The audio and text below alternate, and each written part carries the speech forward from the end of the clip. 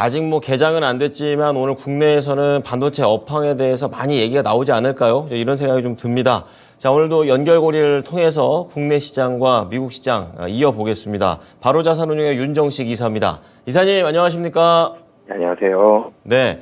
자, 오늘의 주제부터 공개하겠습니다. 자, 오늘 연결고리 주제는요, 은행 리스크 관련해서 많이 완화가 됐다라는 점, 그리고 마이크론 테크놀로지 효과 덕분에 올랐다라고 정리를 좀 해주셨는데요. 그러게요. 마이크론이 7% 이상 이렇게 올라가 버렸습니다. 좀 자세한 내용들 전해 들어보겠습니다. 네, 사실 두 가지 다 예상은 했었죠. 지난 시간에도 말씀드렸지만 은행 리스크는 소멸이 될 가능성이 매우 좀 높은데 시장에서 걱정하는 건 도이체방크 얘기도 잠깐 나왔다가 들어갔죠. 이렇게 커다란 초대형 은행 중에서 누군가가 혹시라도 나올까를 걱정했다라는 부분을 말씀드렸는데 안 나오죠, 지금. 안 나오고 있고 UBS가 CS 인수하는데 여기에 대해서도 혹시라도 UBS가 흔들릴까봐 스위스에서 자금 지원을 해주죠. 이런 부분들에 대한 발표가 나왔습니다. 전체적으로 시장이 걱정했던 부분들을 스위스 정부가 우선은 이 부분은 만회를 해줬고요. 반도체는 사실은 반도체 업황이 지금이 거의 바닥이다라는 부분들. 이런 부분들에 대해서는 시장이 어느 정도 컨센서스 예상은 하고 있었지만 이제 마이크론의 입으로 어떻게 보면 좀 공식적으로 미국에 있는 이 대표적인 반도체 회사가 이 미국의 마이크론의 입으로 얘기를 해줬다. 이런 부분들이 시장에서는 상당히 좀 긍정적으로 작용을 했고 호재를 또 찾고 싶은 날이기도 했습니다. 너무 쉬었죠. 이 지수가 좀 답답하게 갇혀있는 상황 속에서 상승을 좀 했으면 하는 이 은행 리스크도 어느 정도 줄어드는 것 같은데 은행 리스크가 없어진 건 아니죠. 줄어든다라는 부분들만 가지고 좀 상승하기에는 조금 부족했는데 마이크론이 마침 또 좋은 얘기를 해줬죠. 이런 부분들이 겹치면서 미국 시장 상승을 했습니다. 우선 첫 번째로는 CS를 인수한 UBS에 대해서 스위스 정부가 이 자금 지원에 대한 이 발표를 했습니다. 스위스 연방정부가 1,000억 이 스위스 프랑을 긴급 신용 보증 제공하는 방안을 승인을 했습니다. 이 부분도 이 좋은 내용인데요. 이 UBS CEO로 사업 구조 개편과 이 구조 조정을 위해서 이 전임 CEO인 이 에르모티가 임명이 됐는데 이 에르모티란 사람에 대해서도 시장의 반응이 굉장히 호평일색입니다.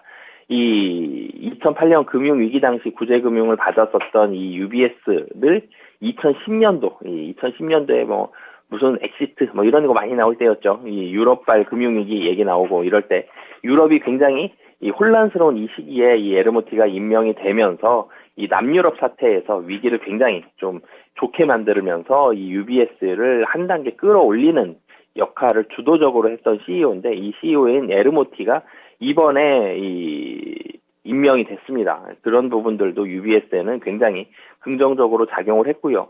이 스위스에서도 이 1,000억 스위스 프랑을 지원하겠다. 이 부분도 긍정적으로 작용을 하면서 유럽 지역 금융주 CDS 프리미엄이 하향 추세이면서 또 안정세까지 또 찾아가는 이런 모습을 보여줬습니다. 이런 모습들이 투자 심리에는 상당히 마음의 안정을 줄 수 있는 그런 상황이었죠. 그리고 여기에다가 이 마이크론이 실적은 좋지 않았습니다. 우리나라도 삼성전자랑 SK 하이닉스 실적 안 좋죠. 안 좋을 텐데 이 마이크론 같은 경우는 실적 시장 예상을 크게 하회를 했고 다음 분기 실적도 이 가이던스를 얘기를 하죠. 미국 시장에서는 이 가이던스도 시장 예상치보다 사실은 한참 못 미칩니다. 그럼에도 불구하고 마이크론 7.19% 상승을 했는데 이 마이크론이 기업들의 이 재고가 개선이 되고 있다는 부분 한 가지 얘기를 했고요. 또 한 가지는 수급 환경도 이제는 바닥을 찍고 좀 점차적으로 좀 좋아질 것이다. 그리고 가장 큰 수요처인 이 데이터 센터 얘기가 굉장히 긍정적으로 작용을 했는데 이 데이터 센터 매출은 2분기가 바닥이 되면서 올라간다. 그리고 AI 산업 관련한 수요도 큰 폭으로 증가한다. 그렇기 때문에 2023년 하반기가 되면 이 재고 수준이 적정 수준으로 돌아갈 것이다. 결론적으로는 가격이 하반기에는 좀 더 좋아질 것이다. 이런 얘기가 나왔는데 굉장히 좀 구체적으로 얘기를 했고요. 그리고 긍정적으로 얘기를 했습니다.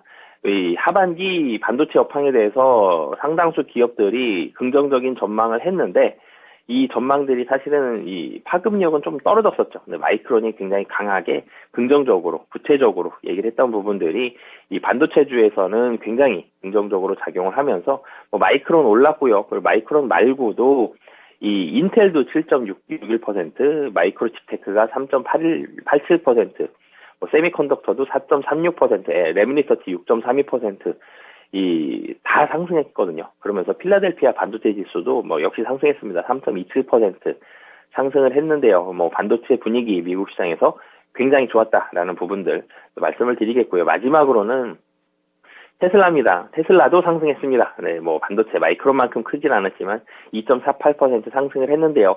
중국의 대표적인 전기차 업체죠. 비아디가 지난해 강력한 실적을 달성했고 지난 한 해 동안 중국에서 186만 대를 판매해서 중국 내 전기차 생산량의 30%를 차지했다. 네, 중국에서 한마디로 전기차 잘 팔리고 있다. 그러니까 걱정하지 말아라. 이런 부분이거든요. 그래서 테슬라 1분기 인도량 개선도 상당히 좋아질 것이다. 이런 전망에 좋은 모습을 보여줬습니다. 지금 미국에서 국내 시장에 가장 많이 영향을 미치는 섹터들 반도체와 전기차 상승했죠. 이런 부분들 좋았고 그리고 거시적으로 최근에 가장 크게 영향을 미칠 수 있는 은행 리스크 이 스위스에서 감소시켰습니다. 뭐 그렇기 때문에 국내 시장까지 연결될 때는 훈풍이 오늘은 좀 불어올 가능성이 높다라고 보시면 되겠습니다. 네, 뭐 은행부터 반도체 거기에다가 전기차까지 긍정적인 내용으로서 좀 오늘 시장을 좀 기대해 볼 만한데요. 조금 더 국내 증시에 미칠 수 있는 영향력으로 연결해 주시기 바랍니다. 네, 제가 이 반도체와 전기차 국내 시장에 영향을 미칠 수 있는 가장 중요한 두 섹터인데요. 이 두 섹터가 좋았습니다. 그러면 당연히 전기전자 쪽으로 수급이 굉장히 좋아질 텐데 전기전자가 좋아지면 이 외국인과 기관의 수급도 통상적으로 좋습니다. 전기전자 섹터 중심으로 매수가 유입이 되는데 어제 사실 종가의 외국인이 매수가 확 돌아갔죠. 외국인 분명히 종가 직전에 순매도였는데 장 끝나고 확인을 해보면 지금 순매수 금액은 286억입니다. 예, 오늘 사실은 들어올 매수의 일부분이 좀 반영이 된 부분이 있고요. 뭐 그렇기 때문에 오늘 외국인은 뭐 거의 순매수가 확실시 되고 있는 상황이지만 기대보다 외국인의 순매수는 조금 적을 가능성은 있습니다. 그렇지만 외국인과 기관의 이 매수 강도, 특히 전기전자 쪽으로의 매수 강도는 상당히 좋을 것으로 보여지고요.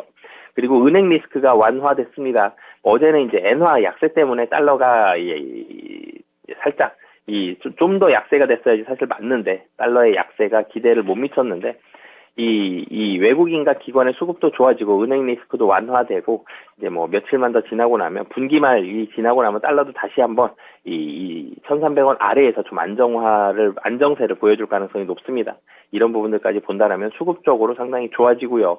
뭐 코스닥 개별 코스닥에 있는 기술주들도 분위기가 나쁘진 않겠지만 거래소에 있는 반도체와 2차전지 중심으로 해서 수급이 개선된다.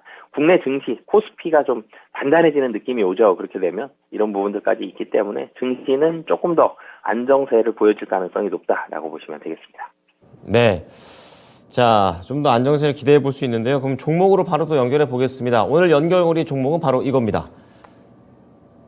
그렇죠. 예, SK 하이닉스 연결시키는 이유는 상당히 명확해 보이는데요. 다시 한번 좀 정리 부탁드리겠습니다. 네, 이 반도체 회복에 대한 기대감이 증대가 되고 있습니다. 삼성전자, 하이닉스, SK 하이닉스 그리고 마이크론까지 이 메모리 쪽 3사죠. 다 어떻게 무슨 이유로 인해서 상승을 합니다라는 이유가 조금씩은 다릅니다. 그래서 상승에 대한 시기도 조금씩 다릅니다. 그렇지만 확실한 건 분명히 23년도 뭐 2분기 말이든 3분기 말이든 확실히 좋아집니다는 23년도 안에는 회복을 합니다. 이런 부분들은 공통점이 있거든요. 이 메모리 반도체 시장은 최근 3개 분기 동안 61%가 급락을 했습니다. 굉장히 많이 떨어지는 모습을 보여줬고요.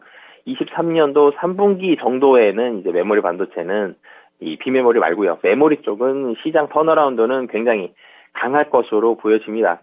23년도 2분기에는 낸드의 수요가 조금씩 좋아질 거고요. 2분기부터 낸드 수요는 올라갑니다. 수요가 올라가지만 가격은 3분기 정도가 낸드의 가격 반등이 될 가능성이 좀 높아 보이고요. 4분기 되면 이제 D램 수요도 3분기 후반이나 4분기 정도에는 이제 D램 수요가 올라가면서 D램의 가격도 같이 올라갈 것으로 보여집니다. 수요는 3분기 혹은 4분기에, 가격은 3분기 혹은 4분기에 올라가고요. 수요는 2분기나 3분기 정도에 올라가는데 이런 부분들은 이제 본격적으로 좀 보여질 가능성이 높죠. 바닥은 어느 정도 형성한 것으로 보여지고요. 1분기는 이제 거의 끝났기 때문에 23년도 2분기에는 주가에는 뭐 본격적인 반등세가 좀 나올 가능성이 좀 높다라고 보시면 되겠습니다. 뭐 결론적으로는 반도체가 회복한다라는 부분, 그리고 코스피에 있어서도 외국인의 수급, 최근에 외국인이 이 거래일 매도했고요. 어제도 뭐 거의 매도로 가다가 종가의 매수로 돌렸는데 외국인의 매수가 최근에 좋지 않았었죠. 외국인의 수급이 이 매도에 좀 더 가까운 모습을 보여줬는데 이제는 다시 매수로 좀 돌아올 수 있는 가능성이 높다라는 점. 외국인의 국내 증시 매수하면 시가총액 3위입니다. SK 하이닉스 같이 매수할 가능성도 높다라는 부분까지 주목을 해보면서 오늘도 SK 하이닉스 연결시켜 보도록 하겠습니다. 네, 이제 메모리 반도체에 대한 업황 분위기와 이제 외국인의 수급 상황에 대해서 좀 체크 좀 해주셨고요. 그렇다면 이 하이닉스 자체의 그런 매력 포인트 좀 자세하게 잡아주십시오. 우선 실적 안 좋다라는 얘기를 뭐 계속 많이 드리는데 1분기 실적이 안 좋아요. 안 좋고 2분기도 사실 적자고요. 3분기도 적자 나올 가능성이 매우 좀 높죠. 3분기까지는 거의 적자가 나올 겁니다. 근데 적자가 줄어든다라는 부분에 좀 포인트를 맞추고 싶고요. 이 실적 부진은 하지만 1분기에 그리고 이 재고 평가에 대한 손실을 많이 반영했을 겁니다. 그래서 사실은 2분기에도 반도체 가격만 놓고 보면 적자인데 재고 평가 손실을 1분기에 상당 부분 반영을 했기 때문에 이런 부분들 때문에 사실은 2분기에도 손실이 좀 줄어드는 이런 모습이 나올 가능성이 높고요. 어쨌든 적자폭은 축소가 된다라는 부분.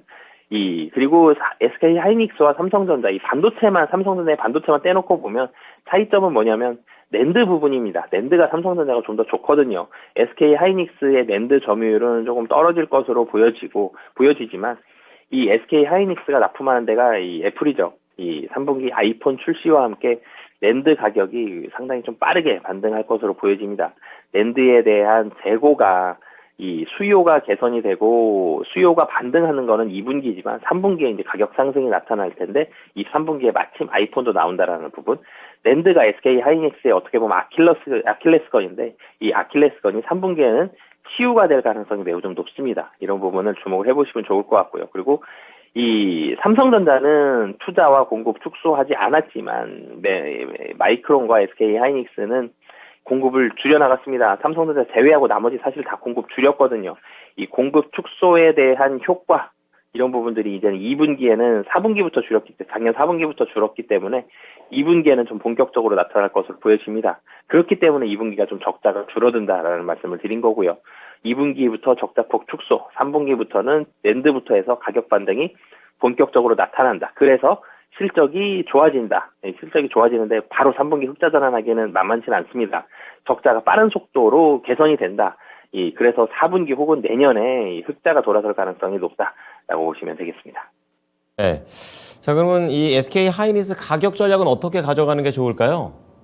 네, SK 하이닉스를 말씀드릴 때 적자가 축소된다라는 부분도 뭐 자신 있게 말씀을 드리지만 가격이 좀 쌉니다. 부담이 굉장히 덜하다는 부분들도 SK 하이닉스의 큰 매력 중에 하나입니다.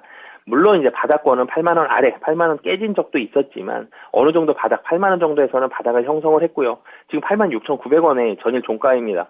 가격이 굉장히 부담이 없죠. 그래서 지금 현재 가격 담으셔도 뭐 충분히 이 부담이 없다라고 말씀을 드리겠고요. 그리고 단기적으로는 목표 가격 10만 원, 그리고 금년 하반기까지 좀 보신다라면 11만 원까지 기대를 하셔도 좋을 것 같습니다.